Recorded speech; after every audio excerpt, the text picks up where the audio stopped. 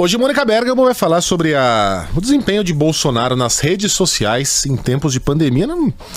Merece uma análise aprofundada, não só em tempos de pandemia, mas como a gente está vivendo esse recorte agora. Vamos nessa, Mônica. Bom dia para você.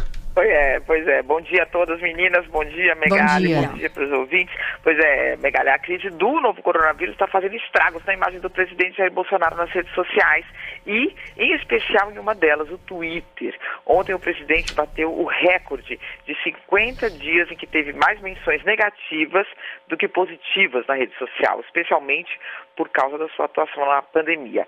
Ele que sempre reinou, né, Megali, sempre surfou nas redes com muito apoio, né, muito mais apoio do que críticas, vê agora a situação se inverter. No ano passado, do total de dias de 2019, o presidente teve 246 dias positivos no Twitter, com mais menções positivas do que negativas contra ele, 79 negativas, 40 neutras, ou seja, 67% de bom, né, de menções positivas contra 21% de dias negativos. Agora a coisa se inverteu. Foram 72% de dias negativos em 2020 contra só 20% de dias positivos. Sendo que, como eu já disse, já são 50 dias seguidos apanhando aí no Twitter, ou melhor, apanhando só não. Também sendo elogiado, né? O presidente tem um exército aí de bolsonaristas que segue fiel a ele, aconteça o que acontecer, mas por 50 dias ele está sendo mais criticado do que elogiado. Mônica, mas esse estudo consegue eliminar as, entre aspas, opiniões de robôs? Eles têm um corte que consegue inclusive identificar quais são os robôs. Mas o fato é que eu estou aqui, quer dizer, acusa-se muito os robôs do lado do presidente de atuarem muito fortemente, né? Ontem até subiram uma hashtag contra o ministro Nelson Taik, agora isso seria motivo para mais um outro comentário, virou aí foco, mas voltando aqui, esse é o levantamento que está sendo feito. Há sim a possibilidade de se eliminar robôs. Esse levantamento é feito pela Pesata, Megali, uma empresa que acompanha milhares de postagens nas redes sociais há bastante tempo, que envia seus relatórios diariamente a bancos, ao mercado financeiro, a empresas, a políticos também. Então é uma empresa que tem já uma certa tradição nesse acompanhamento. De 1º de janeiro até hoje, ela trabalhou com uma amostra de 4 milhões de tweets em 150, desculpa, Megali, em 150 cidades brasileiras, de todos os estados.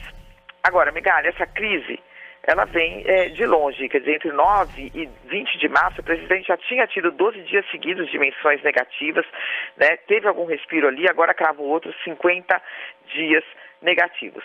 Um levantamento que coincide, né, com, por exemplo, a mais recente pesquisa da XP e PESP, que mostrou que a atuação do presidente Bolsonaro no enfrentamento do coronavírus, em março, ela era tida como ótima ou boa para 41%, ela despencou para 23% em abril. Então, a atuação dele, de fato, nesse quesito da atuação em relação ao coronavírus, tem sido, sim, bastante criticada. O ruim e péssimo na atuação dele, nessa pesquisa já divulgada pela XP há alguns dias, ele saltou de 18% para 54%.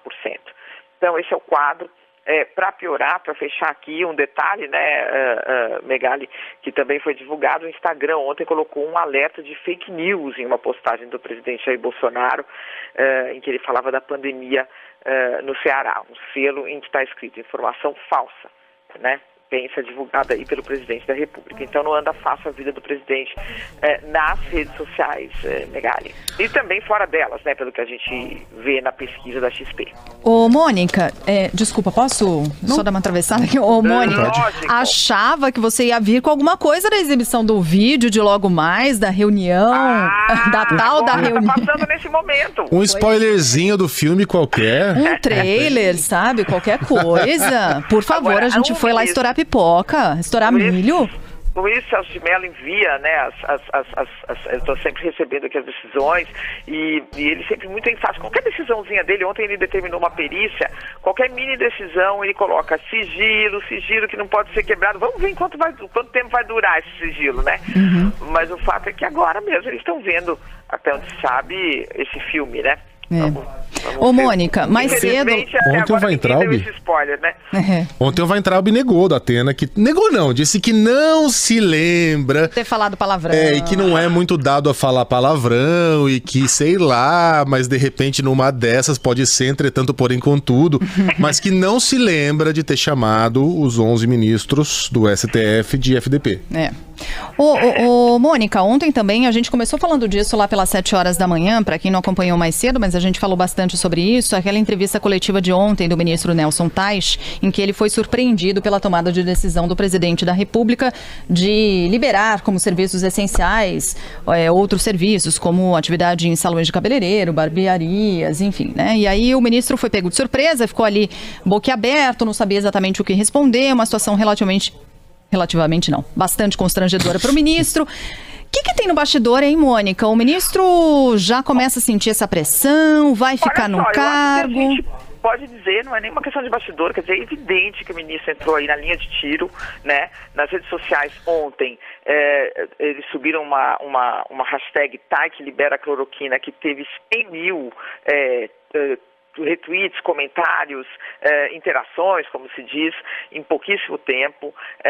Outros grupos que assumidamente de direita e alinhados ao presidente Jair Bolsonaro no Twitter também começaram a chamar o ministro de comunista, aliado ao vírus chinês, toda essa novela que a gente já viu várias vezes, e ontem o presidente da República expôs o ministro a um ridículo, né? Então a gente já percebe que tem aí uma atuação que não é nem de bastidor jamais, né? Já é uma atuação bem evidente de um certo desalinhamento, para dizer o mínimo, entre o presidente da República e o seu novo ministro da Justiça. Um ministro, ministro da Saúde, né? Um ministro que chegou ali pelas mãos do secretário da SECOM, da Comunicação, Fábio Weingarten, quer dizer, um ministro que chegou abençoado ali pela cozinha do presidente da República, o que não era o caso do Mandetta, né? O Mandetta era indicado ali, um nome ali do setor de saúde e tal, mas que não tinha nada a ver com a cozinha, não tinha a menor intimidade com ninguém ali do núcleo da presidência. Ao contrário do ministro Teich, mas que agora a gente está vendo que tem sofrido aí certas humilhações públicas e também de grupos nas redes sociais, um ataque bastante intenso a ele de bolsonaristas no Twitter, o que é muito sintomático. Mônica falou sobre a atuação do presidente nas redes sociais. Ele ainda é um grande fenômeno, né? Tem 6.575.000 seguidores e uns quebrados no Twitter. Aí, como eu estava aqui no Twitter, aproveitei e fui ver os nossos números. A Mônica tá excepcional também. 1 milhão... 1.490.608. Falta para chegar o presidente, hein? Bastante, mas para 1,5 milhão falta pouco. Né?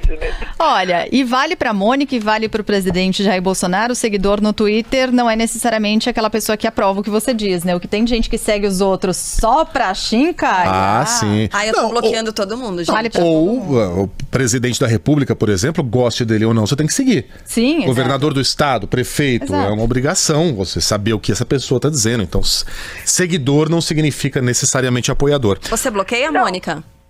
Não, imagina. Eu nem li os comentários, pra te falar bem a verdade. Faz muito bem.